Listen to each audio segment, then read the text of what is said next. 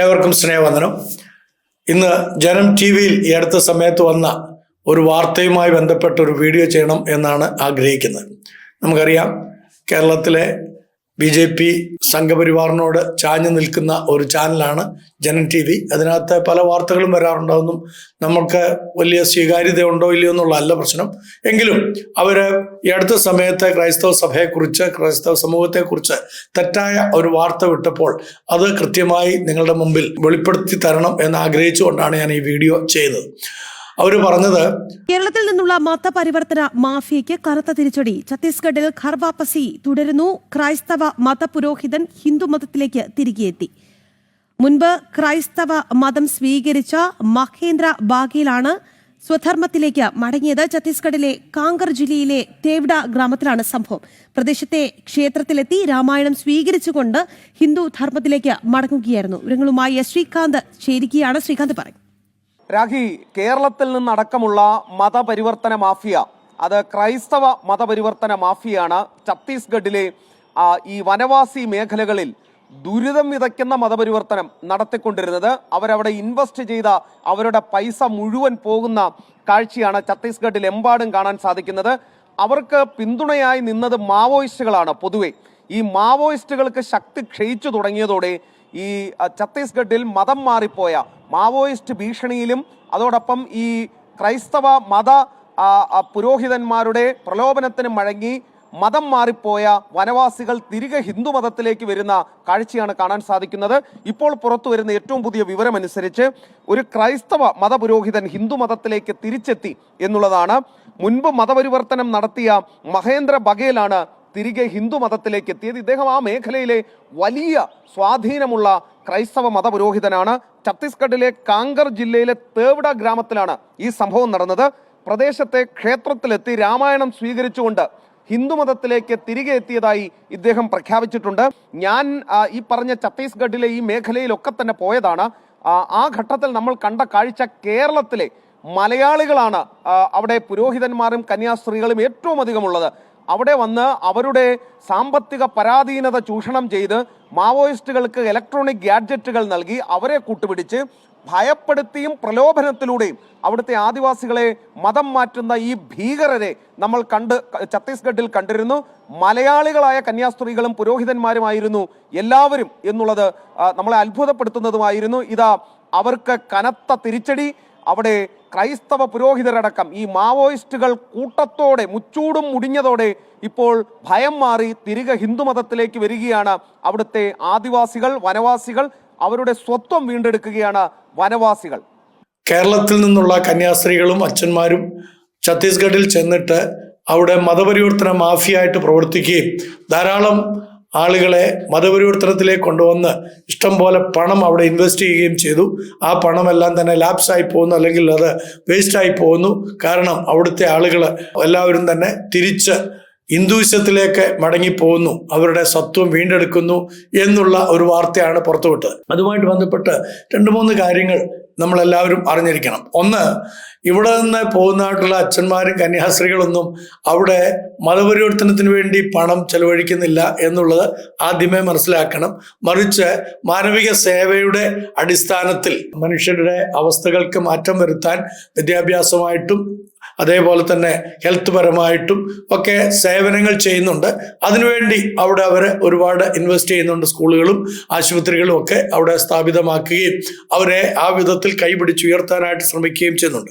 അപ്പോൾ ജനം ടി വിയിൽ വന്ന വാർത്ത അനുസരിച്ച് മഹീന്ദ്ര ബഗേൽ എന്ന് പറയുന്നതായിട്ടുള്ള ഒരു ക്രിസ്തീയ മത പുരോഹിതൻ ഈ ഹിന്ദുയിസത്തിലേക്ക് മടങ്ങിപ്പോയി സത്വം വീണ്ടെടുത്തു എന്നാണ് അവർ പറഞ്ഞിരിക്കുന്നത്. നിങ്ങളത് കേട്ടപ്പോൾ മനസ്സിലായി കാണുമല്ലോ. ഇതിനകത്ത് 2 ഹമ്പക്കായിട്ടുള്ള കാര്യങ്ങളാണ് അവർ പറഞ്ഞത്. ഒന്ന്, ഗോത്രവർഗക്കാർക്ക് മതമില്ല എന്നുള്ളത് ഇവർക്ക് അറിഞ്ഞുകൂടാത്തതുകൊണ്ടായിരിക്കും അവർ ആ വിഡ്ഢിത്തരം പുലമ്പിയത്. 2, അവിടെ ഹിന്ദുയിസത്തിലേക്ക് മടങ്ങിപ്പോയി എന്ന് പറഞ്ഞു കഴിഞ്ഞാൽ അങ്ങനെ മടങ്ങിപ്പോക്കല്ല, അത് ഹിന്ദുയിസത്തിലേക്ക് പരിവർത്തനം ചെയ്തതാണ്, ഗർവാപ്പസി അല്ലാതെ അത് നിർബന്ധിത മതപരിവർത്തനമായി തന്നെ ഗവൺമെന്റ് കണക്കനുസരിച്ച് കാണാൻ സാധിക്കുകയുള്ളൂ. അതിനെക്കുറിച്ച് വേണമെങ്കിൽ ഡിബേറ്റുകളും മറ്റുമൊക്കെ നടത്തുന്നത് നിങ്ങൾക്ക് ശ്രദ്ധിക്കാവുന്നതേ ഉള്ളൂ, അല്ലെങ്കിൽ ചിന്തിക്കുന്ന എല്ലാവർക്കും അത് മനസ്സിലാക്കാവുന്ന കാര്യങ്ങളേ ഉള്ളൂ. അപ്പോൾ ഈ മഹേന്ദ്ര ബഗേൽ എന്ന് പറയുന്ന വ്യക്തിയെക്കുറിച്ച് ഞാനൊരു അന്വേഷണം നടത്തി. അദ്ദേഹം ഒരു ക്രിസ്തീയ പുരോഹിതനായിരുന്നോ എന്നറിയാൻ വേണ്ടിയിട്ട് എൻ്റെ സ്നേഹിതന്മാരായിരിക്കുന്ന ജിം മാത്യുവിനോട് സാറിനോടും അതുപോലെ തന്നെ അവിടെയുള്ള സുരേന്ദ്രൻ എന്ന് പറയുന്ന എൻ്റെ ഒരു സ്നേഹിതൻ, തിരുവനന്തപുരം ജില്ലക്കാരൻ, അദ്ദേഹവുമായിട്ടൊക്കെ ഞാൻ ഒരു അന്വേഷണം നടത്തിയപ്പോൾ വളരെ കൃത്യമായി ചില മറുപടികളാണ് എനിക്ക് ലഭിച്ചത്. അവർ വേണമെങ്കിൽ നമ്മളുമായിട്ട് വീഡിയോയിൽ ഈ കാര്യങ്ങളൊക്കെ പങ്കുവെക്കാമെന്ന് പറഞ്ഞു. ഞാൻ അതിന് സമയമില്ലാഞ്ഞതുകൊണ്ടാണ് അവരെ വിളിക്കാതിരിക്കുന്നത്. ഒരു കാര്യം എനിക്ക് കൃത്യമായിട്ട് ബോധ്യമായി. ഈ മഹേന്ദ്ര ബഹേൽ എന്ന് പറയുന്നതായിട്ടുള്ള ചെറുപ്പക്കാരൻ, അവന് ചെറുപ്രായത്തിൽ നിൽക്കാൻ കഴിയാത്ത തരത്തിലുള്ള രോഗിയായിട്ട് കിടക്കുകയായിരുന്നു. അങ്ങനെയുള്ള സമയത്ത് ഒരു 10-18 വയസ്സുള്ള സമയത്ത് അദ്ദേഹത്തെ ഒരു പ്രാർത്ഥനാലയത്തിൽ ആ ഗ്രാമത്തിലുള്ള ചില ആളുകൾ എടുത്തുകൊണ്ട് വരികയും അവിടെ അവരെ പ്രാർത്ഥിക്കുകയും ആ പ്രാർത്ഥനയുടെ ഫലമായിട്ട് അദ്ദേഹം എഴുന്നേറ്റ് നടക്കുകയും സൗഖ്യം പ്രാപിക്കുകയും ഒക്കെ ചെയ്തു. ആ സൗഖ്യം കിട്ടിയെന്ന് മാത്രമല്ല, ജോലിക്കൊക്കെ പോകാനായിട്ട് അദ്ദേഹത്തിന് സാധിച്ചു. അങ്ങനെ ഇരിക്കെ അദ്ദേഹം ആലയത്തിൽ പ്രാർത്ഥനയ്ക്കായിട്ടൊക്കെ തുടർമാനമായിട്ട് വരികയും വളരെ കൃത്യമായ 5-8 മാസം തുടർമാനമായിട്ട് ആലയത്തിൽ പ്രാർത്ഥനയ്ക്ക് പങ്കെടുക്കുകയൊക്കെ ചെയ്ത അദ്ദേഹത്തിൻ്റെ അനുഭവങ്ങളൊക്കെ പങ്കുവെക്കുകയൊക്കെ ചെയ്തുകൊണ്ടിരുന്നു. അങ്ങനെ ഇരിക്കെ അദ്ദേഹം ക്രമേണ മറ്റൊരു ഗ്രാമത്തിലേക്ക് ജോലിക്ക് പോവുകയും പള്ളിയുമായിട്ടോ അല്ലെങ്കിൽ കൂട്ടായ്മയുമായിട്ടോ അവിടുത്തെ ആ ഫെലോഷിപ്പുമായിട്ടൊന്നും ഒരു ബന്ധമില്ലാതെ അദ്ദേഹം പിന്നീട് എവിടെയും പോകാതെ ക്രിസ്തീയ വിശ്വാസത്തിൽ നിന്ന് വ്യതിചലിച്ചാണോ ഇല്ലയോ എന്ന് അറിഞ്ഞുകൂടാ. കുറേ വർഷങ്ങൾ കഴിഞ്ഞു. ഇപ്പോൾ അദ്ദേഹം ഒരു മധ്യവയസ്കനായിട്ടുള്ള വ്യക്തിയാണ്. അദ്ദേഹം ഈ അടുത്ത സമയത്ത് അമ്പലത്തിൽ ചെന്നിട്ട് മഹാഭാരതം വാങ്ങി അദ്ദേഹം ഹിന്ദുവായി എന്നുള്ളതാണ് ഇവരുടെ വേർഷൻ, ഈ ജനൻ ടിവിയുടെ വേർഷൻ. അതിനെക്കുറിച്ച് കൂടുതലായിട്ട് നിങ്ങൾക്ക് ആർക്കെങ്കിലും അറിയാൻ താല്പര്യമുണ്ടെങ്കിൽ അവിടെ ഒരു അന്വേഷണം നടത്തുന്നത് നന്നായിരിക്കും. ഇപ്പം ഈ പറഞ്ഞ വസ്തുതയുമായിട്ട് അല്ലെങ്കിൽ ഇവർ പറഞ്ഞ കാര്യവുമായിട്ട് ഇതിന് യാതൊരു ബന്ധവുമില്ല. അദ്ദേഹം എവിടെയും സെമിനാരിയിൽ പഠിച്ചവനല്ല, എവിടെയും ബൈബിൾ കോളേജിൽ പഠിച്ചതല്ല, എവിടെയും വചനം പഠിക്കാൻ പോയിട്ടുമില്ല. അദ്ദേഹം കുറച്ച് ദിവസം പ്രാർത്ഥനയ്ക്ക് പോയി എന്നുള്ള വാസ്തവം. അത് കഴിഞ്ഞിട്ട് അദ്ദേഹം ആ വിശ്വാസത്തിൽ നിന്ന് വ്യതിചലിച്ചു പോയതിന് മതപരിവർത്തനമായിട്ടൊന്നും നമ്മൾ കാണുന്നില്ല. കാരണം അദ്ദേഹം മാമോദിസ സ്വീകരിച്ച ഒരു വ്യക്തിയായിരുന്നില്ല. മാത്രവുമല്ല, അദ്ദേഹം ഒരു ചർച്ചിലെ ആക്റ്റീവ് മെമ്പറോ അല്ലെങ്കിൽ ചർച്ചിൽ പേരുള്ള ഒരു വ്യക്തിയോ ആയിരുന്നില്ല. അപ്പോൾ പിന്നെ ഗർവാപ്പസി നടത്തിയെന്ന് പറയുന്ന ഇതുപോലുള്ള വങ്കത്തരങ്ങൾ, നുണകൾ പച്ചയ്ക്ക് പറയാൻ യാതൊരു തൊലിക്കട്ടിക്ക് കുറവില്ലാത്ത ആളുകൾ ഉള്ളതുകൊണ്ട് എന്തും പറഞ്ഞു പിടിപ്പിക്കാൻ എന്നുള്ളതുകൊണ്ട് അവർ ഇത്തരം കാര്യങ്ങളൊക്കെ പറയുന്നത്. അത് സംഭവിച്ചത് കാങ്കൺ ജില്ലയിലെ തേവാഡ ഗ്രാമത്തിലാണെന്ന് പറയുന്നു. നിങ്ങൾക്ക് അവിടെ പോയി ഒരു അന്വേഷണം നടത്താൻ, നിങ്ങളുടെ ആരെങ്കിലും ആ പ്രദേശത്തുണ്ടെങ്കിൽ ഒന്ന് അന്വേഷിപ്പിക്കാം. അപ്പോൾ നിങ്ങൾക്ക് നിജാവസ്ഥ മനസ്സിലാക്കാൻ സാധിക്കും. ഞാൻ അവിടുത്തെ വേറെ ചില കാര്യങ്ങൾ പറയാൻ കൂടെയായിട്ട് ആഗ്രഹിക്കുന്നത്. ഇവരിപ്പോൾ ഈ കൊട്ടിഘോഷിക്കുന്ന ഗർഭോപ്പസി എന്നൊക്കെ പറയുന്ന സംഭവം ഉണ്ടല്ലോ, 2 കാര്യങ്ങൾ ഓർത്തുകൊള്ളണം. ഒന്ന്, ക്രിസ്ത്യാനിറ്റി എന്ന് പറയുന്ന ഒരു മതമേ അല്ല. യേശു ക്രിസ്തു ഒരു മതം സ്ഥാപിച്ചിട്ടില്ല എന്ന് എല്ലാവരും പറയും, നിങ്ങളും പറയും, ഞങ്ങളൊക്കെ പറയും, നമ്മളെല്ലാവരും അത് ഒരുമിച്ച് പറയുന്നതാണ്. യേശു ക്രിസ്തു സ്ഥാപിച്ചിട്ടുള്ള സഭയാണ്. യേശു പറഞ്ഞു, I will build my church and gate of the gates cannot overpower it. ഞാൻ എൻ്റെ സഭയെ പണിയും, പാതാള ഗോപുരങ്ങൾ അതിനെ ജയിക്കുകയില്ല. അതാണ് കർത്താവ് ലോകത്തിലേക്ക് വന്നപ്പോൾ സംസ്ഥാപിതമാക്കിയിട്ടുള്ള ഏക കാര്യം എന്ന് പറയുന്നത്. അതായത് തൻ്റെ സഭ, യേശു ക്രിസ്തുവാണ് സഭ പണിയുന്നത്, യേശുവിൻ്റെയാണ് സഭ. ആ യേശു ക്രിസ്തുവിൽ വിശ്വസിക്കുകയും ആശ്രയിക്കുകയും ചെയ്യുന്നവരെ കർത്താവാണ് തൻ്റെ സഭയോട് ചേർത്ത് കൊള്ളുന്നത്. അപ്പോസ്തല നടപടികൾ 2-ാം അധ്യായത്തിൻ്റെ 42-ാം വാക്യത്തിൽ വളരെ കൃത്യമായിട്ട് ആ കാര്യങ്ങൾ പറയുന്നുണ്ട്. രക്ഷിക്കപ്പെടുന്ന ആളുകളെ അല്ലെങ്കിൽ വിശ്വസിച്ച് പാപമോചനം പ്രാപിക്കുന്ന ആളുകൾക്ക് അംഗത്വം ലഭിക്കുന്ന ഒരിടമാണ് സഭ എന്ന് പറയുന്നത്. അതൊരു മതമല്ല, അതൊരു ജാതീയതയല്ല, മറിച്ച് അതൊരു സമൂഹമാണ്, പരിവർത്തിത സമൂഹമാണ്. ഹൃദയത്തിൽ പരിവർത്തനം സംഭവിച്ചവരുടെ ഒരു കൂട്ടായ്മയാണ്, ഒരു ഫെലോഷിപ്പാണ്. അതിനകത്ത് കെയറിങ് കമ്മ്യൂണിറ്റിയാണത്. അതേപോലെ തന്നെ ദാറ്റ് ഈസ് എ കൊയിനോണിയ, ഒരു നല്ല ആത്മീക അന്തരീക്ഷമുള്ള ഒരു കൂട്ടമാണ്. ഇതിനെക്കുറിച്ച് കൂടുതലായിട്ട് പിന്നീട് ഞാൻ സഭ എന്നുള്ളൊരു വിഷയത്തെ സംബന്ധിച്ച് പറയുമ്പോൾ നിങ്ങൾക്ക് മനസ്സിലാക്കാനായിട്ട് സാധിക്കും. യേശുക്രിസ്തു സ്ഥാപിക്കാത്ത ഒരു മതത്തെക്കുറിച്ച് മതപരിവർത്തനം എന്നൊക്കെ ഈ സംഘപരിവാർ ഈ അടുത്ത സമയത്ത് പറഞ്ഞുകൊണ്ട് നടക്കുന്നത് അവരുടെ അറിവിൻ്റെ പാപ്പരത്വത്തെ വെളിപ്പെടുത്തുന്നത് മാത്രമായിട്ട് നിങ്ങൾ കണ്ടാൽ മതി. യേശുക്രിസ്തുവിന് അങ്ങനെ ഒരു മതമില്ല. ദൈവത്തിന് മതമുണ്ടോ എന്ന് ചോദിച്ചാൽ ദൈവത്തിന് മതമുണ്ടെന്ന് ആരെങ്കിലും പറയുകയാണെങ്കിൽ അവർ വിശ്വസിക്കുന്ന ദൈവം സത്യദൈവമല്ല, മറിച്ച് അവരുടെ കൺസെപ്റ്റ് അനുസരിച്ച് അവരുണ്ടാക്കിയിരിക്കുന്ന ദൈവവും അവരുടെ മതത്തിൻ്റെ ദൈവവും മാത്രമാണ് എന്ന് മാത്രമേ ഇതിനെ സംബന്ധിയായിട്ട് എനിക്ക് പറയാനായിട്ടുള്ളൂ. അപ്പോൾ നമ്മൾ ഒരു കാര്യം ഓർക്കണം, ഈ ഗോത്ര വിഭാഗത്തിൽപ്പെട്ട ആളുകൾക്ക് മതമേ ഇല്ല. അവര് ആനിമേറ്റ്സ് ആണ്. ഈ മതത്തിൽ ഉൾപ്പെടാത്ത ആളുകൾ അവര് തിരിച്ച് മതപരിവർത്തനം നടത്തിയെന്നൊക്കെ പറയുന്നത് അറിവിൻ്റെ ഭംഗത്തരങ്ങൾ മാത്രമാണ്. ഈ പറഞ്ഞിട്ടുള്ള പ്രദേശങ്ങളിൽ അവിടുത്തെ സാധാരണ ഗോത്രവർഗക്കാരുടെ തൊഴിൽ എന്തായിരുന്നു എന്ന് പറയാം.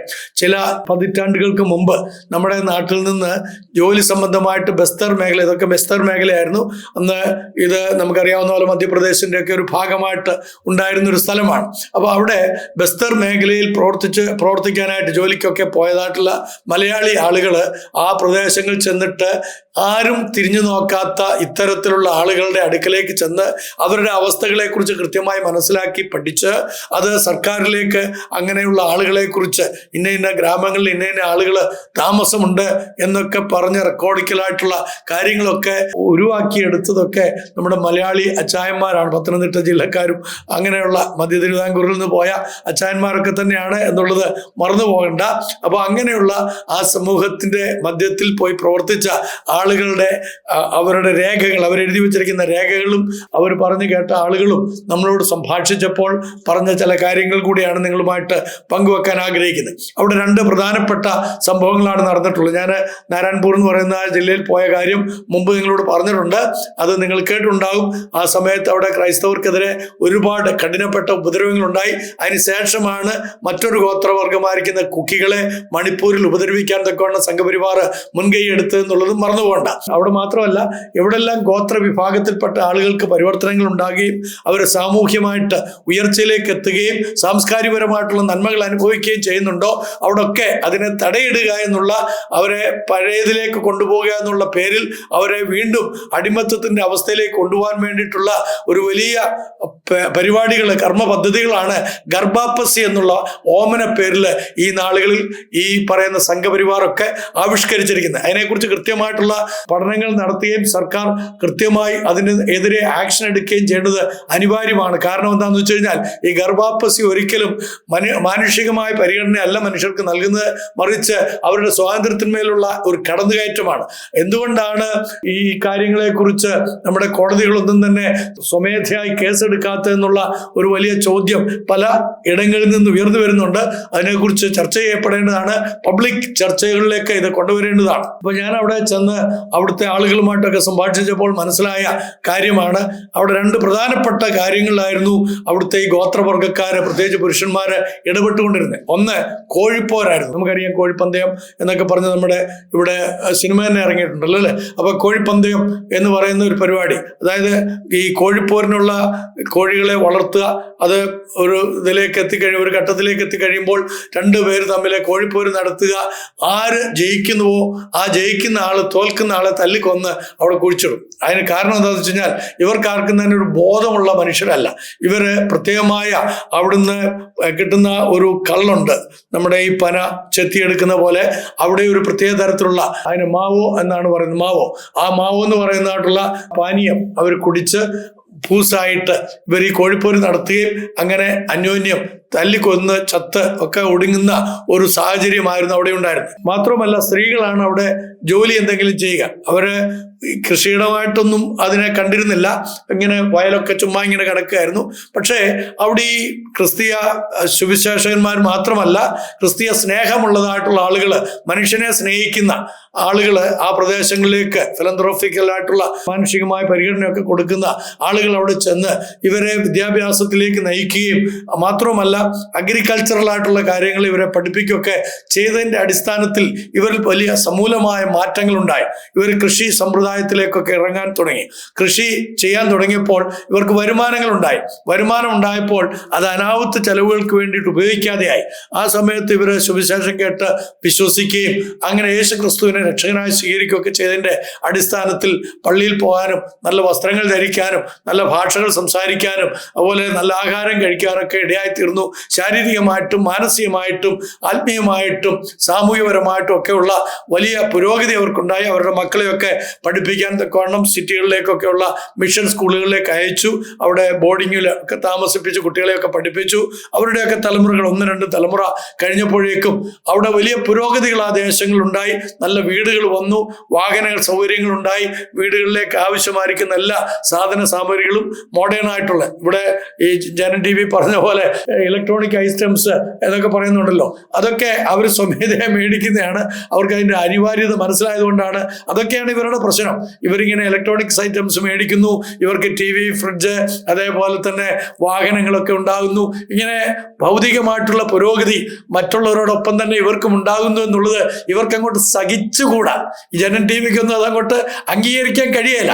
അതുകൊണ്ടാണ് ഇത്തരത്തിലുള്ള വാർത്തകളെ നമ്മുടെ നാട്ടിൽ വലിയ എന്തോ കാര്യം സംഭവിക്കുന്നു എന്നുള്ള മട്ടിലും, അതുപോലെ ക്രൈസ്തവ മത പരിവർത്തിത മാഫിയ എന്നൊക്കെ കയറി വിളിക്കുന്നു. ഉളുപ്പൊരല്പമുണ്ടോ എന്ന് ഈ നാടൻ ഭാഷയിൽ ചിലരൊക്കെ ചോദിക്കുന്നത് ഞാൻ കേട്ടു. അതിൻ്റെ അടിക്കുറിപ്പിലൊക്കെ വായിക്കാനിടയായി തീർന്നു. അപ്പൊ ഇങ്ങനെയുള്ള കാര്യങ്ങൾക്കൊന്നും ഇവർക്ക് ദഹിക്കുകയല്ല. കാരണം ഗോത്രവർഗക്കാർ ഇന്നും കാട്ടാളന്മാരെ പോലെ ജീവിച്ചോണം എന്നുള്ളതാണ് ഇവരുടെയൊക്കെ ചിന്തകൾ. അതിനെ പരിവർത്തനം വരുമ്പോൾ അത് അംഗീകരിക്കാൻ കഴിയാത്തത് കൊണ്ടാണ് ഈ ഗർഭാപ്പസി എന്നുള്ള ഓമന പേരിൽ ഇത്തരത്തിലുള്ള കുതന്ത്രങ്ങളുമായിട്ടൊക്കെ ഇറങ്ങിയിരിക്കുന്നത്. ഇതൊക്കെ തന്നെ ഒരു ദിവസം ചോദ്യം ചെയ്യപ്പെടും. മാത്രവുമല്ല, ഇങ്ങനെ ഗർഭാപ്പസിക്ക് വേണ്ടിയിട്ടൊക്കെ മുൻകൈ എടുക്കുന്നവന്മാരുടെയൊക്കെ ജീവിതം സംഭവിക്കാൻ പോകുന്ന ചില കാര്യങ്ങളുണ്ട്. അധികം താമസിയാതെ നിങ്ങൾക്ക് അത് മനസ്സിലാക്കാൻ കഴിയുന്നതേ ഉള്ളൂ. കാരണം ഇപ്പൊ ഈ ഗർഭാപ്പസിക്ക് വേണ്ടിയിട്ടൊക്കെ കളക്ട് ചെയ്യുന്ന ഡോളറുകളുണ്ടല്ലോ, ആ ഡോളറൊക്കെ അധികം താമസിക്കാതെ നിൽക്കും. അപ്പൊ പിന്നെ ഈ ഗർഭാപ്പസി എന്ന് പറയുന്ന ഈ ഓമനപ്പേരും ഒക്കെ മാറുകയും ചെയ്യും.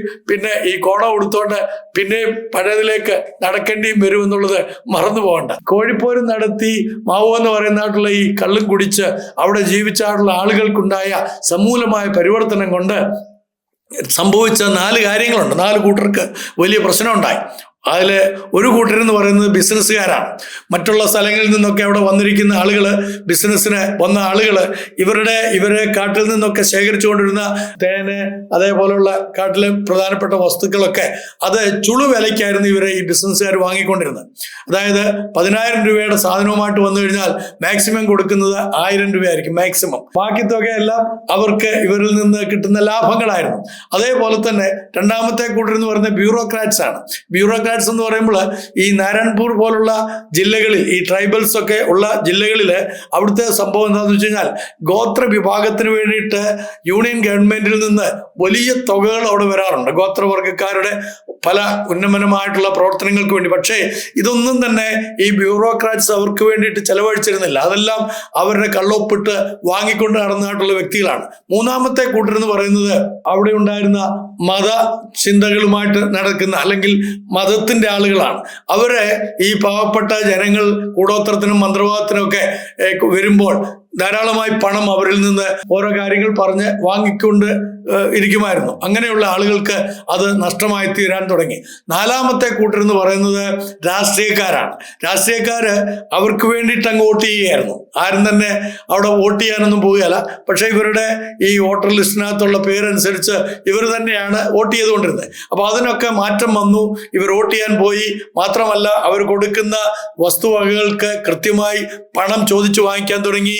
ഇവർക്ക് കിട്ടേണ്ടുന്ന ആനുകൂല്യങ്ങൾ ബ്യൂറോക്രാറ്റ്സിന്റെ ഇടയിൽ ഓഫീസുകളിൽ ചെന്നിട്ട് അത് ചോദിച്ചു വാങ്ങിക്കാൻ തുടങ്ങി. മാത്രമല്ല, കൂടോത്രത്തിനും മന്ത്രവാദത്തിനും അതുപോലുള്ള മ്ലേച്ഛമായ കാര്യങ്ങൾക്കൊന്നും തന്നെ ഇവരെ കിട്ടാതായി, ഇവരുടെ പണം കിട്ടാതായി. അപ്പൊ ഈ 4 കൂട്ടരും കൂടെ അവിടെ ഒന്നിച്ചു. ആ ഒന്നിച്ച 4 കൂട്ടരാണ് ഈ ഗർഭാപ്പസിയുടെ അംഗങ്ങളായിട്ട് ഇന്ന് കാണപ്പെടുന്നത് എന്നുള്ളത് അവിടുത്തെ ഒരു പഠനം വ്യക്തമാക്കിയിരിക്കുകയാണ്. നിങ്ങൾക്ക് മനസ്സിലായല്ലോ. അത് ഇവിടെ കേരളത്തിലും കൊണ്ടുവന്ന് ചെലവഴിക്കാമെന്നാണ് ജനം TV വിചാരിച്ചുകൊണ്ടിരിക്കുന്നത്. ഒരു കാര്യം ഓർത്തോണം, ഇത് മലയാളികളുടെ നാടാണ്. ഇവിടെ അന്തസ്സോടും ആഭിജാത്യത്തോടും അതേപോലെ മതൈക്യത്തോടും കൂടെ ജീവിക്കുന്ന ഒരു നാടാണ്. ഈ നാടിനെ നിങ്ങളുടെ വിഷം കൊണ്ടുവന്ന് കുത്തിവെച്ച് ഭിന്നിപ്പിക്കാമെന്ന് നിങ്ങൾ വിചാരിക്കുകയാണെങ്കിൽ നിങ്ങൾ കയ്യോ കഷ്ടം എന്ന് മാത്രം പറയുന്നു. നന്ദി, നമസ്കാരം.